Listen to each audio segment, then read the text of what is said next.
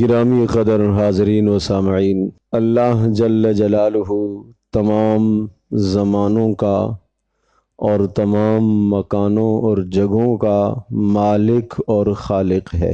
وہ جس زمانے کے لیے جو حکم عطا فرمائے اور جس زمانے میں جس چیز سے روک دے اور جس جگہ کی اہمیت اور فضیلت وہ ظاہر فرمائے اور جس جگہ کے متعلق جو کچھ وہ بیان فرمائے، اس کا بیان اس کے نبی صلی اللہ تعالی علیہ وسلم کا بیان برحق، سچ اور درست ہے اور ہم سب کے لیے لائق اتباع ہے۔ اللہ جل جلالہ نے سورہ توبہ کی آیت نمبر 37 میں ارشاد فرمایا، ان عدت الشہور عند اللہ 12 شہرا فی کتاب اللہ، کہ قمری مہینوں کی تعداد اللہ کے نزدیک 12 ہے، اور یہ تعداد جو ہم محرم، صفر، ربیع الاول، یہ جو مہینے ہم گنتے ہیں، محرم سے آغاز ہوتا ہے اور ذی الحجہ پر اختتام ہوتا ہے، یہ مہینوں کی تعداد جو 12 مقرر ہے یہ اللہ کی جانب سے ہے۔ اور یہ کب سے ہے؟ یوم خلق السماوات والارض، فرمایا اس دن سے یہ تعداد اللہ کی جانب سے متعین اور مقرر ہے جس دن اللہ نے آسمانوں اور زمینوں کو پیدا فرمایا۔ لہذا زمانے کی تقسیم، سالوں کی تقسیم اور پھر اس سال میں دنوں کی تقسیم اور پھر اسی طرح سے مہینوں کی تقسیم، یہ نظام اللہ کی طرف سے بنایا گیا، اس لیے تاکہ انسان اپنے حساب و کتاب کو جان سکے۔ پھر فرمایا منہا اربعۃ حرم، یہ جو 12 مہینے ہیں، ان 12 مہینوں میں 4 مہینے زیادہ قابل احترام ہیں۔ ذالک الدین القیم، یہ اللہ کا مقرر کردہ ضابطہ اور دین ہے، اب اس میں کسی قسم کا تغیر اور تبدل نہیں ہو سکتا، لہذا ان 4 مہینوں میں جو قابل احترام ہیں، ان 4 مہینوں کے احترام میں کسی قسم کی کمی نہ کرنا اور ان کو تغیر اور تبدل بھی نہ کرنا، آگے پیچھے بھی نہ کرنا۔ اب یہ 4 مہینے جو قرآن کی آیت بتا رہی ہے کہ قابل احترام ہے، منہا اربعۃ حرم، 4 مہینے قابل احترام ہیں۔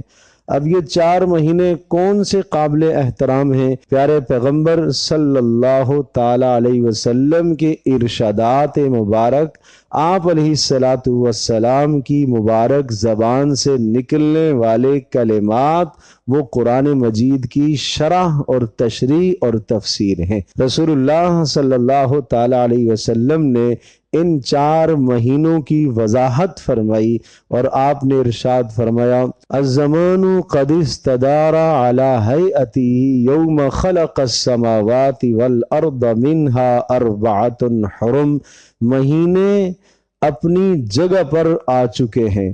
یہ کچھ زمانہ جاہلیت میں مشرکین نے تبدیلی کر دی تھی مہینوں کے اندر، جس مہینے کو چاہا اس کو رجب مان لیا، جس کو چاہا ذی الحجہ کر دیا، جس کو چاہا محرم کر دیا، اپنی مرضی سے مہینوں میں تبدیلیاں کر لیتے تھے۔ یعنی یوں کہتے تھے کہ اس سال ہم ذی الحجہ کا مہینہ ذی الحجہ والے میں نہیں منائیں گے، فلاں مہینے میں منائیں گے۔ تو اس طرح سے تغیر اور تبدل کر دیا۔ آپ علیہ السلام نے جس سال حج فرمایا تو آپ نے فرمایا کہ الزمان قد استدار علی ہیئتہ، آج زمانہ اپنی جگہ پر واپس آ گیا ہے، یعنی جو ذی الحجہ کا مہینہ اللہ کی طرف سے تھا، آج وہی ذی الحجہ کا مہینہ ہے جس میں ہم حج کر رہے ہیں، اور جو 9 ذی الحجہ یوم عرفہ اللہ کی طرف سے متعین تھا، آج وہی دن آ چکا ہے، لہٰذا اب اس میں کوئی تبدیلی نہ کرے۔ پھر آپ نے فرمایا منہا 4 حرم، ان ان 12 مہینوں میں 4 مہینے قابل احترام ہیں۔ پھر فرمایا ثلاث متوالیات، 3 مہینے قابل احترام جو ہیں وہ تسلسل کے ساتھ ہیں، وہ مہینے تسلسل کے ساتھ ہیں، ذوالقعدہ، ذوالحجہ، محرم، یہ 3 مہینے ایک ساتھ آپ نے فرمایا آتے ہیں۔ اور پھر آپ نے چوتھا مہینہ گنوایا، آپ نے فرمایا وَرَجَبُ مُضَرْ الَّذِي بَيْنَ جُمَادَى وَشَعْبَانَ، اور وہ رجب کا مہینہ بھی قابل احترام ہے جو جمادی ثانیہ اور شعبان کے بیچ میں آتا ہے۔ تو پتہ چلا کہ رسول اللہ صلی اللہ تعالی علیہ وسلم کے ارشاد کی شرح کے مطابق، تفسیر کے مطابق کون سے مہینے قرآن کی آیت سے قابل احترام ثابت ہوئے؟ 4 مہینے۔ کون کون سے؟ ذوالقعدہ، ذوالحجہ، محرم اور رجب، 3 مہینے تسلسل کے ساتھ، اور 1 مہینہ رجب کا جو علیحدہ ہے، شعبان اور جمادی الثانیہ کے بیچ میں آتا ہے۔ اب یہ جو 4 مہینے قابل احترام بتلائے، یہ کیوں قابل احترام ہیں اور ان کا احترام کیا ہے؟ معنی یہ ہے کہ آپ نے سنا ہوگا اور آپ نے اس پر عمل بھی کیا ہے، یقیناً رمضان کا مہینہ آتا ہے تو آپ بیانات سنتے ہیں کہ رمضان کے مہینے میں نیکیوں کی مقدار میں اضافہ، ثواب میں اضافہ ہو جاتا ہے، ایک نیکی پر 70 نیکیوں کا ثواب ملتا ہے۔ یہ خصوصیت کب ہوتی ہے؟ یہ رمضان میں۔ اسی طرح سے ان 4 مہینوں کے اندر بھی جو آدمی نیکیاں کرے گا، نیکیوں کا ثواب بڑھا دیا جاتا ہے اور گناہوں کی نحوست بھی زیادہ ٹپکتی ہے۔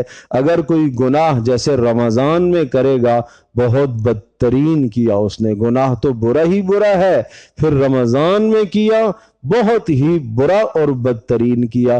بالکل اسی طرح سے ان 4 مہینوں میں جو آدمی عبادت پر توجہ دے گا تو اس کی عبادت کا ثواب اللہ کے ہاں بڑھا دیا جائے گا۔ اور علامہ جساس رحمۃ اللہ علیہ نے اپنی تفسیر میں یہ بات نقل فرمائی ہے، احکام القرآن میں یہ بات ذکر فرمائی کہ جو آدمی ان 4 مہینوں میں عبادت کی پابندی کر لے اور گناہوں سے بھی بچ جائے، اللہ تبارک تعالیٰ ان 4 مہینوں کی برکت سے پورا سال اس کو نیک اعمال کی توفیق دے گا اور گناہوں سے بچنے کی توفیق دے گا۔ گویا کہ پورے سال کا دار و مدار ان 4 مہینوں پر ہے۔ یہ 4 مہینے قابل احترام ہیں اور زیادہ اضافی نیکیوں کے ساتھ گزارے جائیں۔ ان 4 مہینوں میں سے رجب کا مہینہ ابھی شروع ہوا ہے، گویا کہ اس مہینے میں آپ کی اور ہماری عبادات میں اضافہ ہونا چاہیے، نوافل میں اضافہ ہو، تلاوت میں اضافہ ہو اور دیگر صدقے میں اضافہ ہو، تمام کے تمام نیک اعمال میں اضافہ ہونا چاہیے اس رجب کے مہینے میں، اس لیے کہ یہ ان 4 مبارک اور بابرکت مہینوں میں سے ہے۔ اور اس رجب کے مہینے میں گناہوں سے بھی آپ کو، ہم سب کو بہت زیادہ بچنے کا التزام اور اہتمام کرنا چاہیے۔ اب رسول اکرم صلی اللہ تعالی علیہ وسلم کا عمل رجب کے مہینے میں کیا تھا؟ پیارے پیغمبر صلی اللہ تعالی علیہ وسلم رجب کے مہینے میں حضرت عبداللہ ابن عباس رضی اللہ تعالی عنہما ارشاد فرماتے ہیں کہ پیارے پیغمبر صلی اللہ تعالی علیہ وسلم کبھی تو رجب کے مہینے میں مسلسل روزے رکھتے، یوں لگتا کہ آپ ایک دن بھی ناغہ نہیں فرمائیں گے، اور کبھی رجب کے مہینے میں آپ روزہ نہیں رکھتے، یوں لگتا کہ ایک روزہ بھی آپ نہیں رکھیں گے۔ تو کیا مطلب ہوا؟ گویا کہ پیارے پیغمبر صلی اللہ تعالی علیہ وسلم سے کسی مخصوص رجب کے مہینے کے کسی خاص دن کا روزہ ثابت نہیں ہے۔ آپ نے روزے رکھے بھی رجب میں اہتمام کے ساتھ، اور آپ نے چھوڑے بھی ہے، یعنی اس طرح سے روزے رکھے کہ یوں لگا کہ آپ علیہ الصلوۃ والسلام ایک بھی ناغہ نہیں فرمائیں گے، اور اس طرح سے بھی آپ نے چھوڑے، ایسا محسوس ہوا کہ آپ کوئی بھی روزہ نہیں رکھیں گے۔ یہ اشارہ اس بات کی طرف تھا کہ رجب کے مہینے کے کسی مخصوص دن کو روزے کے ساتھ خاص نہ کرنا، نہ پہلے رجب کو، نہ آخری رجب کو، نہ 27ویں رجب کو، نہ 24ویں رجب کو، نہ 22ویں رجب کو، کسی بھی دن کو روزے کے ساتھ مخصوص نہیں کرنا۔ پیارے پیغمبر صلی اللہ تعالی علیہ وسلم کا مبارک دین وہ ہے جو آپ نے بتلایا، جو آپ نے کر کے سمجھایا، جو آپ کے صحابہ کرام رضی اللہ تعالی عنہم اجمعین سے ثابت ہے۔ ایک صحابی آئے، انہوں نے آ کر رسول اللہ صلی اللہ تعالی علیہ وسلم سے کچھ سوال کیے، آپ علیہ الصلوۃ والسلام نے سوال کے جواب دیے، اسلام کے متعلق انہوں نے کچھ معلومات لی، آپ نے جواب دیے۔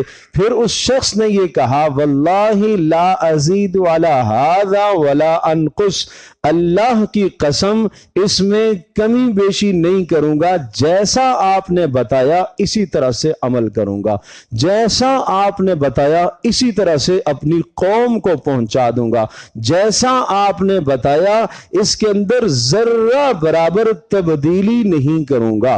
پیارے پیغمبر صلی اللہ تعالی علیہ وسلم نے ارشاد فرمایا، آپ نے اس شخص کو خوشخبری سنائی کامیابی کی، اور اس کو خوشخبری سنائی جنت کی۔ کس بات پر؟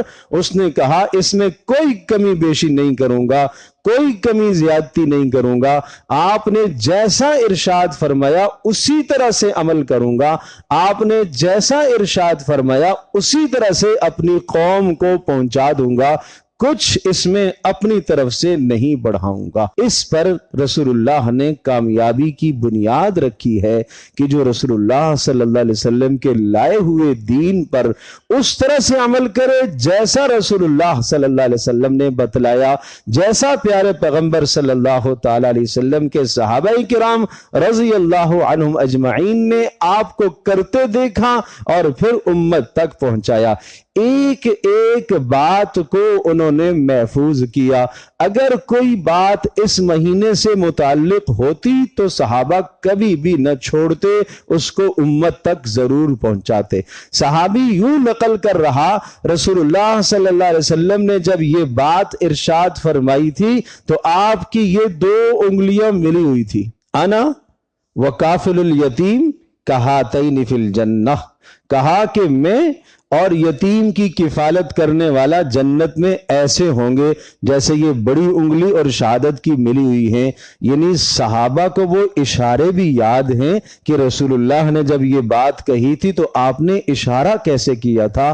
آپ اندازہ کیجئے کہ کتنا رسول اللہ صلی اللہ علیہ وسلم کا دین محفوظ ہے۔ ان کو اشارے بھی یاد، فرض تھا یوں اشارہ یاد کرنا، واجب تھا اشارہ یاد کرنا، نہیں تھا فرض، نہیں تھا لازم، لیکن صحابی بتانا چاہ رہا ہے اپنے نبی کی ادا مجھے پسند ہے کہ پیارے پیغمبر صلی اللہ علیہ وسلم نے جب یہ بات ارشاد فرمائی تو آپ کا اشارہ اس طرح سے تھا۔ یہ تو میں نے ایک مثال عرض کر دی ہے، حدیث کی کتابوں میں سینکڑوں مثالیں آپ کو یہ ملیں گی کہ رسول اکرم صلی اللہ تعالی علیہ وسلم کی بات کو نقل کرتے ہوئے، آپ کے عمل کو نقل کرتے ہوئے صحابی بتاتا ہے جب آپ نے یہ بات ارشاد فرمائی تھی، یہ عمل کیا تھا تو آپ نے ایسے کپڑے پہنے ہوئے تھے، آپ یوں بیٹھے ہوئے تھے، آپ کے دائیں فلاں تھے، آپ کے بائیں فلاں تھے، ایک ایک بات اس صحابی کو یاد ہے۔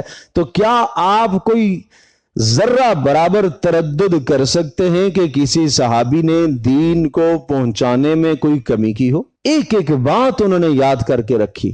اب رسول اکرم صلی اللہ تعالی علیہ وسلم سے رجب کے مہینے کی ایک دعا جو نقل ہے، مشکات شریف کی روایت میں ہے، آپ علیہ الصلوۃ والسلام نے جب رجب کا مہینہ داخل ہوا، چاند ہوا، تو آپ نے یہ جملہ ارشاد فرمایا، اللہم بارک لنا فی رجب و شعبان و بلغنا رمضان۔ اے اللہ، 2 جملے ہیں، اللہم بارک لنا فی رجب و شعبان، کیا معنی؟ اے اللہ ہمارے لیے یہ رجب کا مہینہ اور شعبان کا مہینہ مبارک فرما اور رمضان تک ہمیں زندگی عطا فرما۔ یہ دعا آپ نے کی ہے، اے اللہ رجب کا مہینہ اور شعبان کا مہینہ ہمارے لیے مبارک فرما اور رمضان تک ہمیں زندگی عطا فرما۔ اب آپ یہ ذہن نشین فرمائیے کہ یہ دعا پیارے پیغمبر صلی اللہ تعالی علیہ وسلم نے کیوں کی؟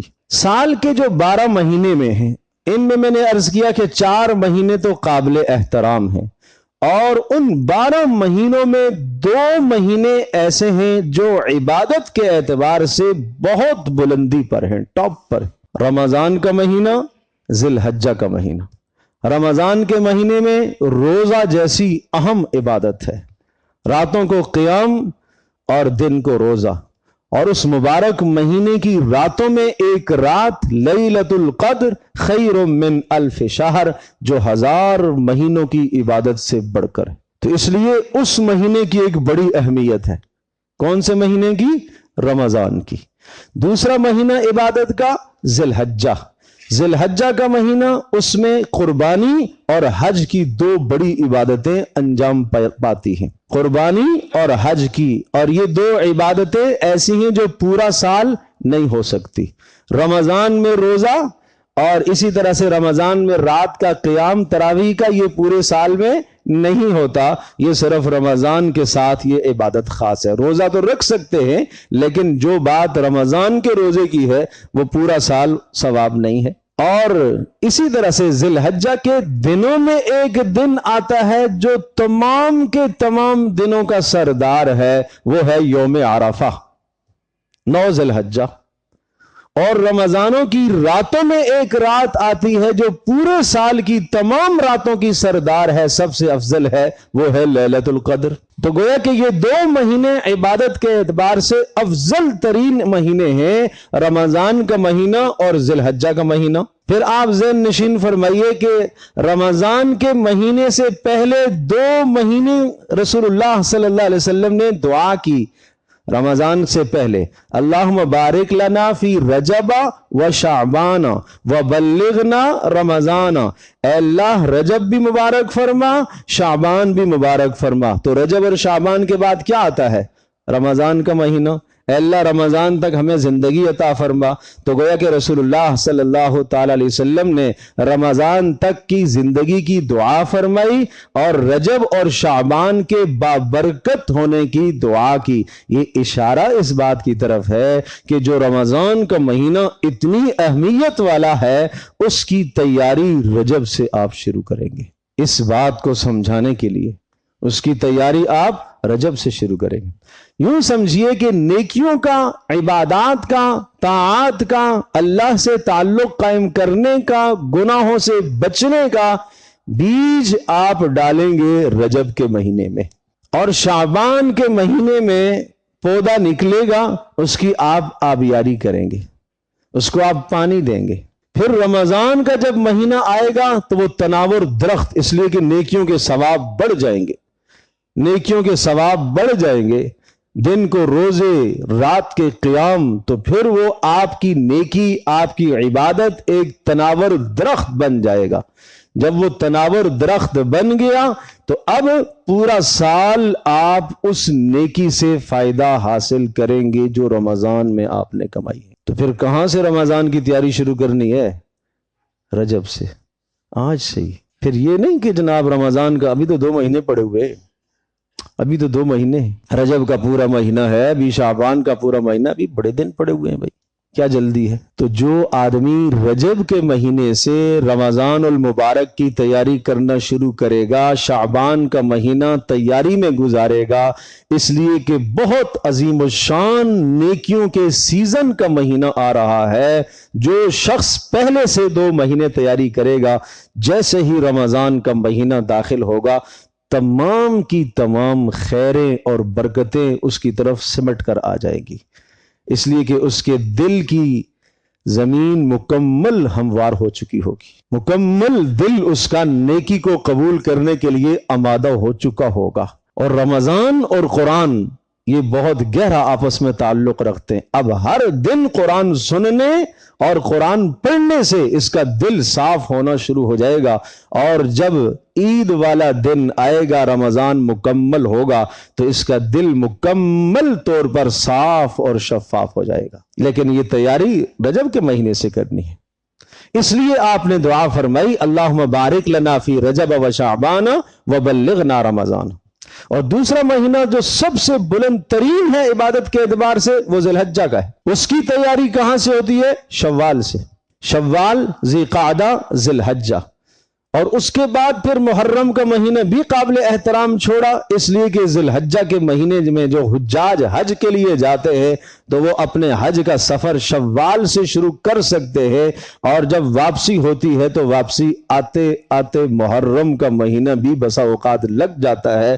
تو اس لیے اس سے پہلے 2 مہینے بھی ایسے رکھے جو قابل احترام ہیں، اور بعد بھی 1 مہینہ ایسا رکھا جو قابل احترام ہے، تاکہ اس مومن نے جو حج اور قربانی سے عبادات کمائی ہیں اور عبادات حاصل کی ہیں، وہ عبادات بابرکت رہے، اور وہ عبادات اس کے پاس موجود رہیں، اور انہی عبادات کے اوپر پورے سال کا دار و مدار ہے۔ تو بہرحال عرض یہ کر رہا تھا، رسول اللہ صلی اللہ علیہ وسلم نے دعا فرمائی ہے کہ اے اللہ رجب کا مہینہ اور شعبان کا مہینہ مبارک فرما، اور رمضان تک زندگی عطا فرما۔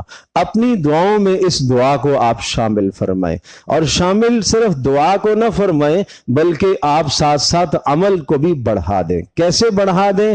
اس مبارک مہینے میں، رجب کے مہینے میں کوشش آپ یہ فرمائیں کہ اعمال میں کچھ اضافہ ہو جائے۔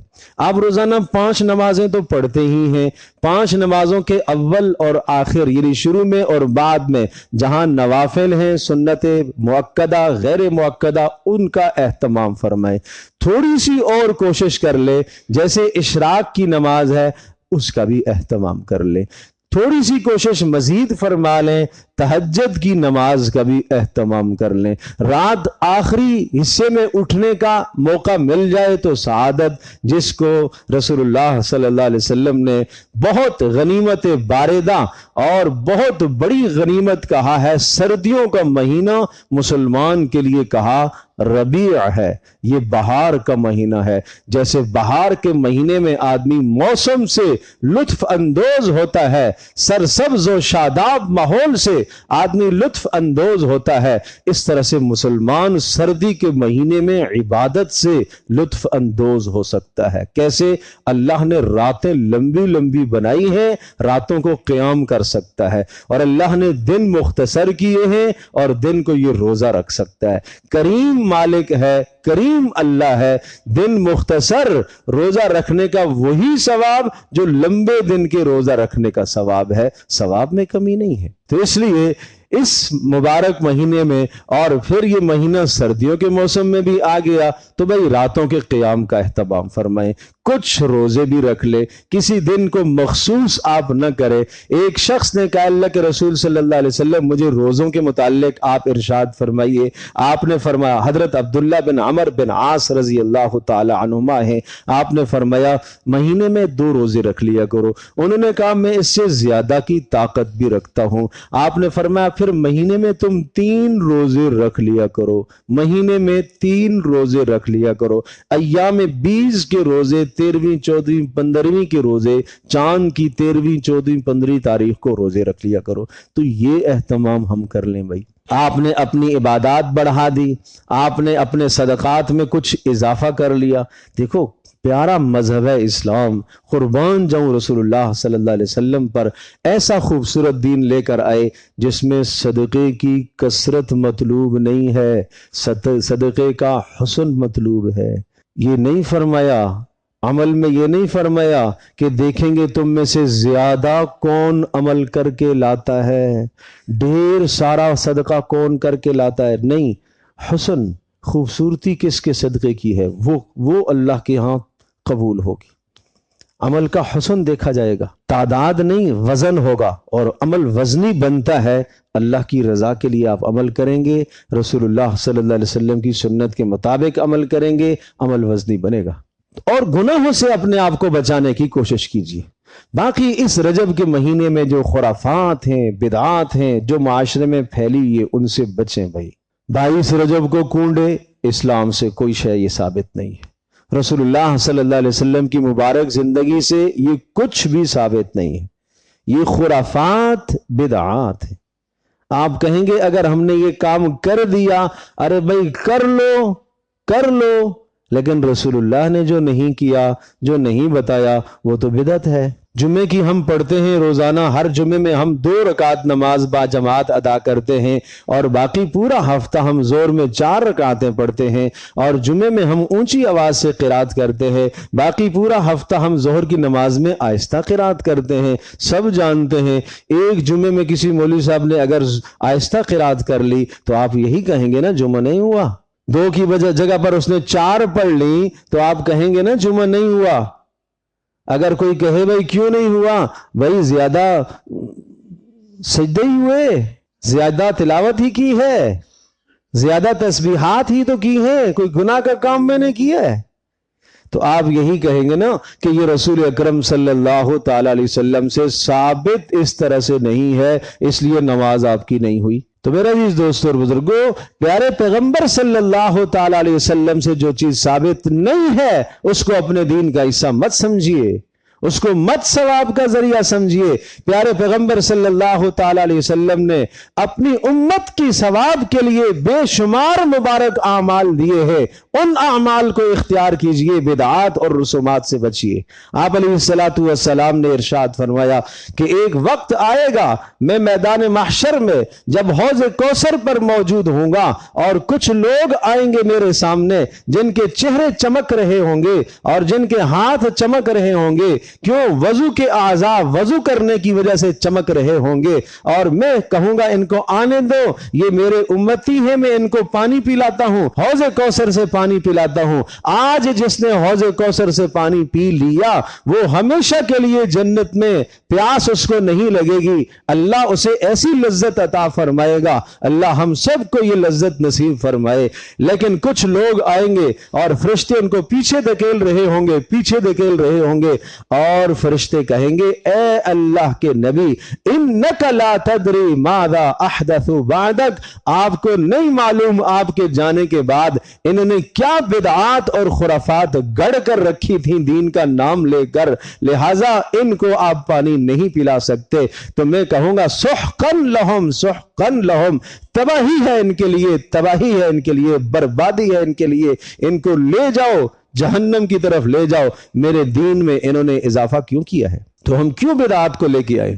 اس لیے بھائی مسئلہ پوچھ لے کہ بھائی اس مہینے کے متعلق کیا کیا احکامات ہیں۔ تقریباً میں نے ساری چیزیں جو اس مہینے کے متعلق آئی ہیں وہ تفصیل سے عرض کر چکا ہوں، اور یہ سارا مضمون ہمارے پاس ریکارڈ میں بھی ہوتا ہے، اور اس کے علاوہ تحریر میں بھی ہوتا ہے۔ جو ہم بیان کرتے ہیں اس کی تحریر اسی لیے بنا لی جاتی ہے تاکہ نماز کے بعد وہ آپ کو مل جائے۔ ساری باتیں یاد نہ رہیں تو تحریر سامنے آئے گی تو ساری باتیں یاد آ جائیں گی، کوئی بیچ میں آتے ہیں، کوئی آخر میں آتے ہیں، تاکہ سب تک ایک مبارک پیغام پہنچ جائے۔ اور کوشش فرمایا کریں جمعے کا ایک دن تو آدمی جلدی آ جائے، سن لیں اللہ کی بات کو، اہتمام کیا کریں جمعے کا، ہو تو جاتا ہے لیکن اہتمام کیا کریں۔ اور آخری درجہ یہ ہے کہ جب خطبے کے لیے امام منبر پر بیٹھتا ہے، عربی کا خطبہ اس سے پہلے پہنچ جائے، اس کے بعد آنے والوں کا پھر ثواب درج نہیں ہوتا، جمعے کا ثواب نہیں درج ہوتا، پھر ظہر کا ثواب درج ہوتا ہے۔ تو جمعے کا اہتمام کیا کریں۔ رسول اللہ صلی اللہ علیہ وسلم اہتمام فرماتے تھے جمعے سے پہلے اپنے کاروباروں کو بند رکھیں، جمعے کی نماز کے بعد اپنے کاروباروں کو کھولیں، اس میں برکت ہے۔ فَإِذَا قُضِيَتِ الصَّلَاةُ فَانتَشِرُوا فِي الْأَرْضِ، جب نماز جمعہ ادا کر چکو اب پھیل جاؤ تجارت کے لیے، اب اللہ تمہیں برکت دے گا۔ لیکن ہم نماز جمعہ سے پہلے کاروباروں کو کھول رکھتے ہیں، بعد میں بند کر لیتے۔ نہیں بھائی، اللہ کا جو حکم ہے اس کو پورا کرے، انشاءاللہ اللہ آپ کے رزق میں، روزی میں برکت دے گا۔ اللہ تبارک و تعالی ہم سب کے لیے سمجھنا عمل کرنا آسان ہے۔